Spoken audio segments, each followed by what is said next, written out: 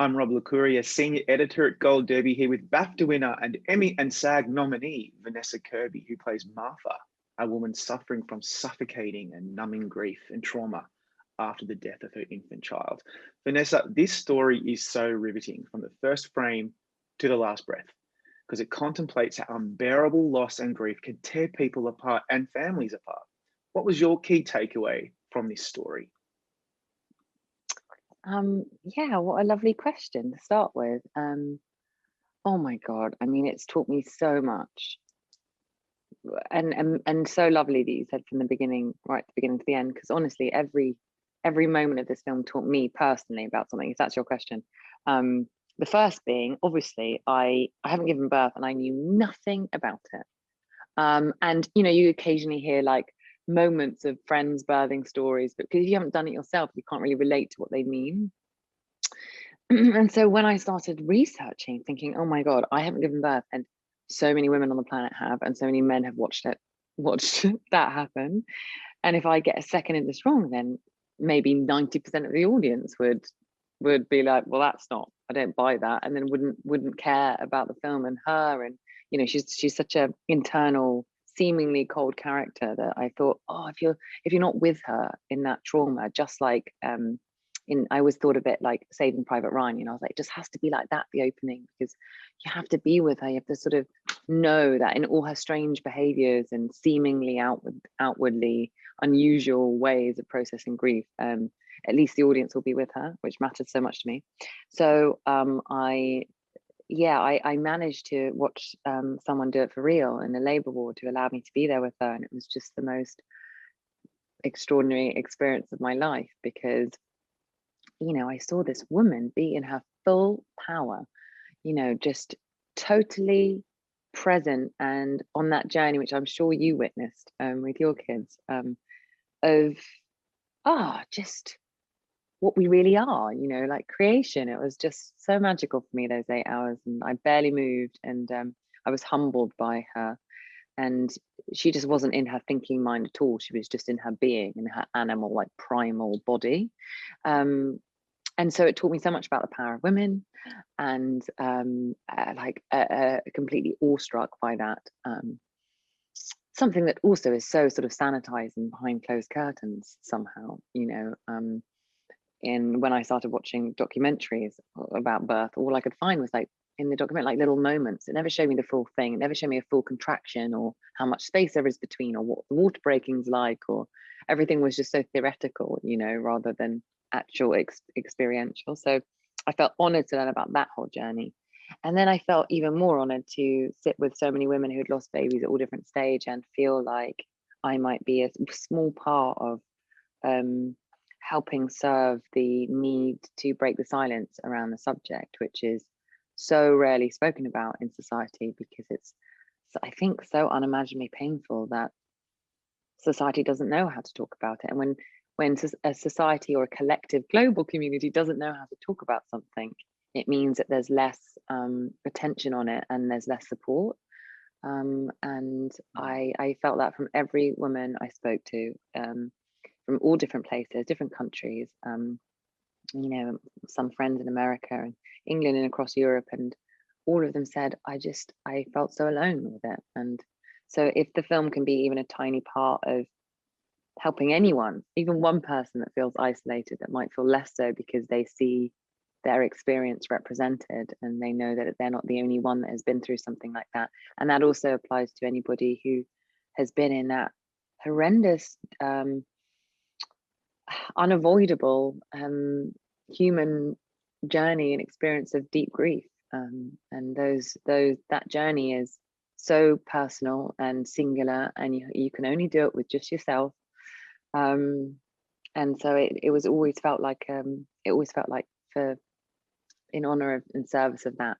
It never felt like, oh, this is us in our performance and this is what we want to do in this scene. It always felt like about those. I had those women always with me. So did that answer your question? That's Sure the long takeaway for me. You're bringing me back. Yeah, because you can tell this was very harrowing to watch for many of us, because it's so universal. And as you say, it's also kind of inexplicably taboo.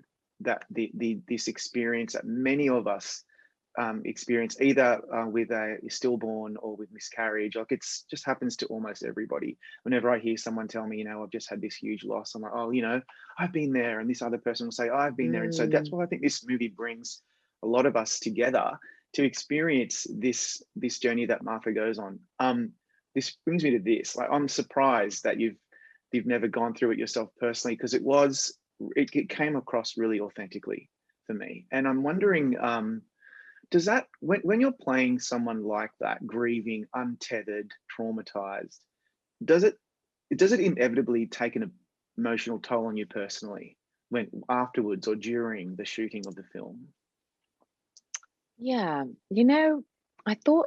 I remembered halfway through the shooting, and I knew that, just as you say, my biggest responsibility is one part of it was to embody the nature of grief that those women had described, and the depth of that. And I have so luckily never been close to that, but I knew that I had my job was to try and touch it for them, just so at least I represented, or tried to represent it as truthfully for them as possible. So I knew I had to live in that day to day, and I really did. And I remember thinking at the time, I always remember doing Streetcar Named Desire on stage, and that is the most harrowing piece of writing ever. I mean, I remember, I don't know, Arthur Miller called it like a cry of pain or something. Probably misquoted it. I can't remember who was that said it, but and we sort of were living that every night. We were doing 8 shows a week for many hours. And I remember having a discussion with the actors, Ben Foster, a beautiful friend of mine, and Gillian Anderson, and we were talking about how, if you went to the gym for that many hours, your body would completely change. So if you're doing that many hours and it's your psyche you're engaging with, what is it doing to your psyche? And we really questioned it and sort of did some reading around it, and we got really into it. And so I really I understood the nature of what happens when you do it. But on the other hand, as an actor, when you feel like you're finding something truthful, there's no better feeling. So while doing it, it was such a privilege. And it was only when I got home, I flew home at the end of January, and a few weeks later, the pandemic hit. And so obviously we were all then confined. And I literally was, spent many months just in my home, mainly my bedroom, which is obviously so strange for all of us. But mainly, it was really interesting because I couldn't escape how I was feeling. I couldn't go on to another job. I couldn't distract myself. I couldn't, go out with my friends or, have a glass of wine in the pub or whatever. I actually had to sit with and process, and actually so much grief came up. And I realized it was Martha's. And it wasn't just hers, it was probably feeling for all the women that I'd spoken to, and really tried to, get inside that experience. So it was several months of that, actually. Wow. But in a way, I think, I don't know, I wonder if I sort of would have buried it and carried on if I'd been able to distract myself. I don't know, but I definitely did process it. And that in itself was a kind of privilege, because one thing the film has taught me about grief generally, and all the people and anyone talks about it now, I feel so much more acutely attuned to the sensation and the journey they're on. And I feel so compassionate and empathetic for them, because even though of course it wasn't my grief as Vanessa, but it was a form of grieving process. And that, I think, grief always teaches you so much about life and how to live, and other humans. And so that I was lucky, weirdly. Yeah, it certainly does. It gives you perspective. Everybody wants to talk about the extended scene at the beginning, because it is so harrowing and visceral as an experience. And as you say, the best word for it is primal, because this couple is living their lives and excited about what's to come. And then when it hits them, it is really quite harrowing to watch. And I'm just wondering, because it was done so long ago now, you filmed that quite a while ago. When you think back, or when you're asked by journalists to talk about it, what first comes to mind when you're looking back at shooting that pivotal sequence in the film? Oh, what a beautiful question. Even you just asked me about that now, it just fills my heart with so much. I mean, oh, I have to be careful I don't go too acutely into it, because it's so sensorial for me. It's so it was weirdly like I lived it, because Cornell had this incredible courage to allow us, you know, trust the actors to be able to do a birth scene when none of us had been at birth apart from Molly, you know, and certainly never been done any midwifery. You had to pick up the tools, and we had, you know, barely any rehearsal. We shot it one walkthrough on an iPhone the night before, and then we just did 4 takes the first day and 2 the second. So it was such a like head first plunge in the deep end, like completely freezing cold water, just like get in and do it. But it was, you know, I look back now and I go, I wonder when it's probably that's once in a lifetime experience as an actor to be able to shoot on film a quarter of the film with no cuts, you know. And there's that beautiful film Victoria, German film I love, that's an hour and a half, one take, you know, and they come once in a blue moon. And it was such a gift as an actor, because it's a bit like doing a play, you know, the minute action's called, the minute you get on stage, you can't get off and you have to keep going, and you can't judge yourself. And so much of the time when you're doing like tiny little moments of a scene, maybe like really big emotional scene, but you only get a second, you know, like 5 frames or something, you know, so small. And then you have to break, you turn around, someone does the lights, and you wait, and you back in, you know, outside chatting to everyone, and then you have to go back into it. And I thought, oh, now I look back and I go, that birth scene would have been so crap, because I would have been so pretendy, you know, because I would have been in the bath having just chatted to someone else, then got in the bath and had to be full labor.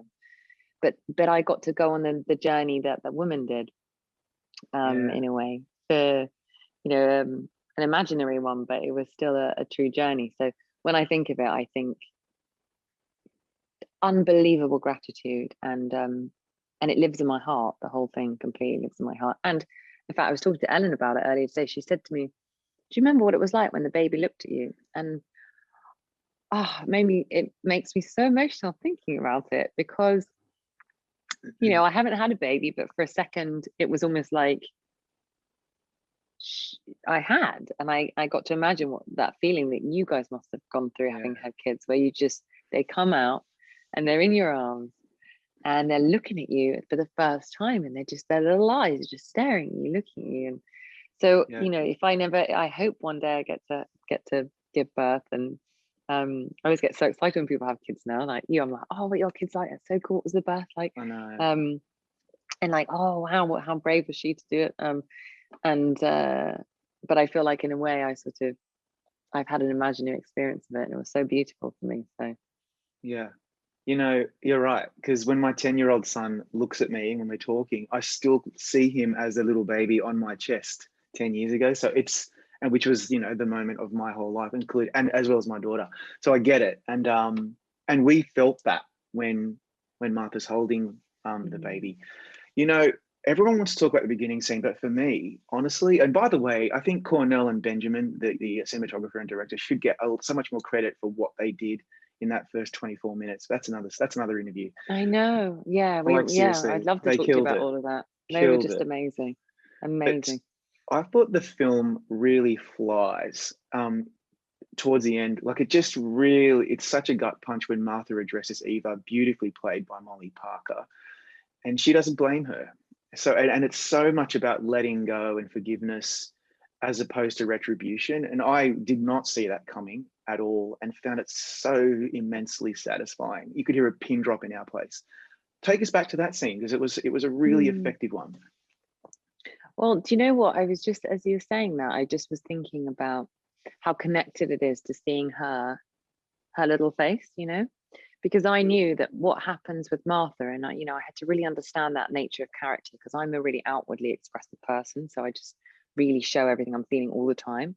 And suddenly there was this person I was having to play and I had to try and understand, who to the outward eye would seem like she's totally okay, but inside she's dying.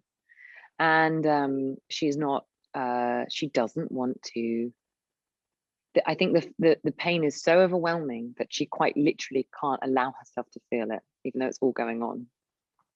because then she would have to acknowledge that her daughter's gone.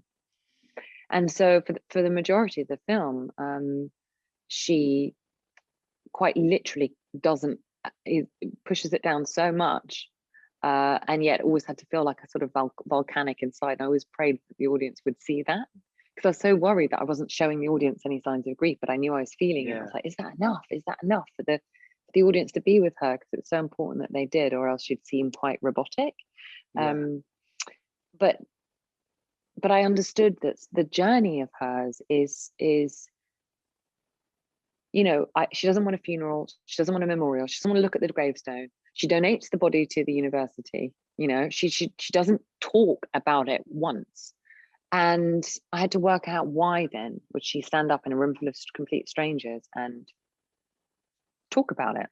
I found that psychologically difficult to understand. And then I realized that this is someone who blames herself so much, and so many of the mothers I spoke to felt like they failed some way, or they failed their children. They didn't know, was it their body, was it something they'd eaten, was it something they'd done, what could I have done differently? And most, you know, so many cases there's no explanation, as Martha has. And so that feeling of guilt and blame, and her sort of paranoia, thinking that everyone's thinking she's to blame too, and therefore can't talk to anyone, can't share, can't be seen or witnessed in her grief, really. So she freezes it, reminding me of Three Colors Blue. I studied that a lot. I always loved that film and her performance so much. And it's only when you know, she's so triggered that the valve suddenly breaks, and she has that confrontation with her mother, and you know, her mother says such a horrific thing to her, which forces her to go to the trial. And it's only when the very sort of aggressive prosecutor is pushing her so much to take her back to that memory of the face with the, you know, her daughter, what she looked like, because I think she blocked all those memories. I remember watching a documentary, and one lady had lost twins, and she couldn't look at them when they were born, because then she would have to acknowledge that they weren't with her anymore. And so when the prosecutor takes Martha back to that memory, and you see, like, I always felt like, oh, this is the beginning of the thawing. You know, there's like ice all around her, and it's just the very beginning of the few droplets just falling off her. It's then that she goes to the photographer's place, because she knows she needs to see her. And once she sees her, she knows that she's going to begin, you know, acknowledging. And then with the courtroom, then I understood that, oh, once she's allowed that, once she's acknowledged it and seen her, and that memory has come back, that moment that you described of your son in your arms, that was the most precious moment of Martha's whole life ever, and always will be, no doubt. That I'm sure for every parent, it really is like the memory as a human being that is like locked forever. But she goes back to the courtroom because, in a way, standing up in front of a room full of strangers, acknowledging her daughter, you know, saying, this is who she is. She was here for love, and she wasn't here for revenge or blame or pain or suffering on somebody else. My daughter has graced me with love in this moment, and this is everything and always will be, even though she's not here for my whole life. She is. And so that was the journey really to the courtroom, and then it made the courtroom much easier to play, because otherwise it felt a bit declamatory, you know. And I couldn't understand why someone who's so seemingly unemotional would then stand up in front of a room full, but it was almost like a witness statement to her, to my daughter. So that's how I got to that bit. Wow, that's deep, man. That's so, I mean, so cool. I need to watch it again, because now I've got that perspective. You know, before I let you go, I want to get a little bit more superficial, just for a bit, and have a bit of a laugh. Well, it's not a laugh, it's so cool. You have won and been nominated for so many awards, and Gold Derby, this is what we kind of live for. So you won at Venice. You've got a bunch of regional critics mentions. You're on the BAFTA long list. You even got a nomination from the Australian Academy. But then what's really cool is you got the holy trifecta: the Golden Globe nomination, Critics' Choice, and the SAG Awards nomination. So you're, fingers crossed, touching wood and burning the sage, you're on your way, hopefully, to an Oscar nomination. Like, that's insane. That no one, you know how difficult it is to get that kind of run? How do you feel about that?